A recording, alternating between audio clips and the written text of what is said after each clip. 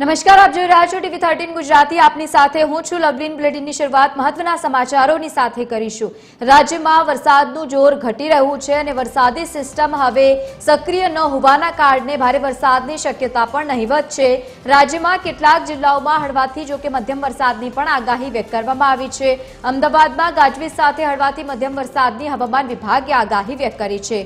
Monsoon trough પૂર્વ રાજસ્થાન અને ઉત્તર ગુજરાત તરફથી પસાર થશે, ત્યારે ઉત્તર ગુજરાતના કેટલાક જિલ્લાઓમાં હળવાથી મધ્યમ વરસાદની આગાહી હવામાન વિભાગે વ્યક્ત કરી છે। તો બીજી તરફ અમદાવાદના તાપમાનમાં પણ વધારો થવાની શક્યતા વ્યક્ત કરવામાં આવી છે। લઘુત્તમ તાપમાન 26 અને મહત્તમ તાપમાન 33 ડિગ્રીની આસપાસ રહેવાની પણ હવામાન વિભાગે આગાહી વ્યક્ત કરી છે।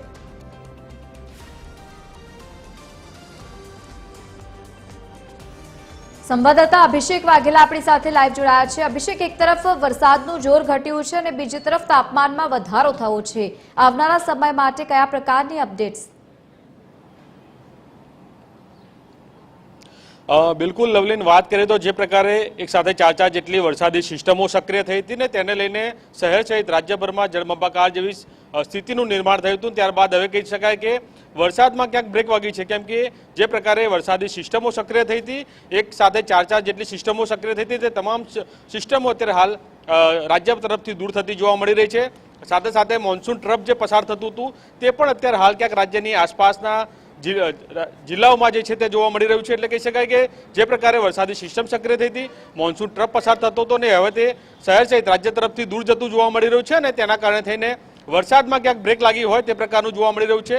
વરસાદમાં બ્રેક લાગતા હવે ગરમીનું પ્રમાણ વધ્યું છે। હું આપણે સીધા દ્રશ્યો બતાવવા માંગીશ કે જે પ્રકારે થોડા દિવસ પહેલા કાળા ડિબાંગ વાદળો સાથે અમદાવાદનું શહેરનું જે આકાશ જોવા મળતું હતું, ત્યાં અત્યારે હાલ વાદળ જે છે તે જોવા નથી મળી રહ્યા। સાથે સાથે આકાશ જે છે તે સ્વચ્છ જોવા મળી રહ્યું છે।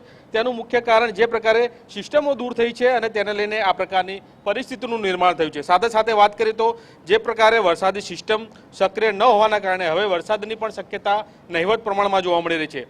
જો વાત કરવામાં આવે તો જે પ્રકારે ગાજવીજ સાથે હળવાથી મધ્યમ વરસાદની આગાહી કરવામાં આવતી હતી, પરંતુ હવે તે પ્રકારની કોઈ પણ પ્રકારની આગાહી જે છે તે નહીં જોવા મળે, જેનું કારણ એક છે કે અત્યારે હાલ જે પ્રકારે મોન્સૂન ટ્રફ જે છે તે રાજસ્થાન તરફથી પસાર થઈ રહ્યું છે અને તેના કારણે થઈને રાજ્યમાં ક્યાંક છૂટાછવાયા વરસાદ જોવા મળશે। અને તેની જો વાત કરીએ તો ઉત્તર ગુજરાત તરફથી આ મોન્સૂન ટ્રફ પસાર થઈ રહ્યું છે, એટલે કે ઉત્તર ગુજરાતના કેટલાક જિલ્લાઓ જે છે ત્યાં હળવાથી મધ્યમ વરસાદ જે છે તે જોવા મળશે।